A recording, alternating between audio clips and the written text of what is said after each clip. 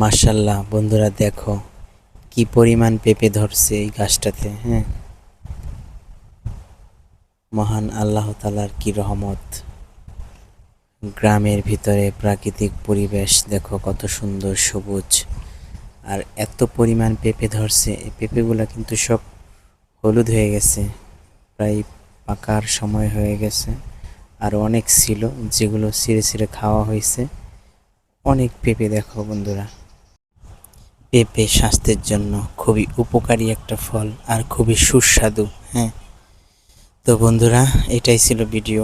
গ্রামের প্রাকৃতিক পরিবেশ কত সুন্দর, চারিদিকে তাকালে মনটা ভরে যায়। সবাই ভালো থাকবেন। আমার ইউটিউব চ্যানেলটি সাবস্ক্রাইব করে ও আমার ফেসবুক পেজটি ফলো দিয়ে আমার সাথে থাকবেন। ধন্যবাদ।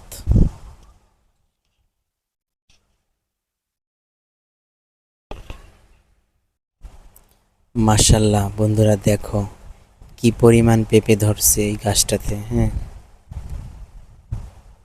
মহান আল্লাহ তাআলার কি রহমত। গ্রামের ভিতরে প্রাকৃতিক পরিবেশ দেখো কত সুন্দর সবুজ, আর এত পরিমাণ পেঁপে ধরছে। এই পেঁপেগুলো কিন্তু সব হলুদ হয়ে গেছে, প্রায় পাকার সময় হয়ে গেছে। আর অনেক ছিল যেগুলো ছিঁড়ে ছিঁড়ে খাওয়া হয়েছে। অনেক পেঁপে দেখো বন্ধুরা। পেঁপে স্বাস্থ্যের জন্য খুবই উপকারী একটা ফল আর খুবই সুস্বাদু। হ্যাঁ, তো বন্ধুরা, এটাই ছিল ভিডিও। গ্রামের প্রাকৃতিক পরিবেশ কত সুন্দর, চারিদিকে তাকালে মনটা ভরে যায়। সবাই ভালো থাকবেন। আমার ইউটিউব চ্যানেলটি সাবস্ক্রাইব করে ও আমার ফেসবুক পেজটি ফলো দিয়ে আমার সাথে থাকবেন। ধন্যবাদ।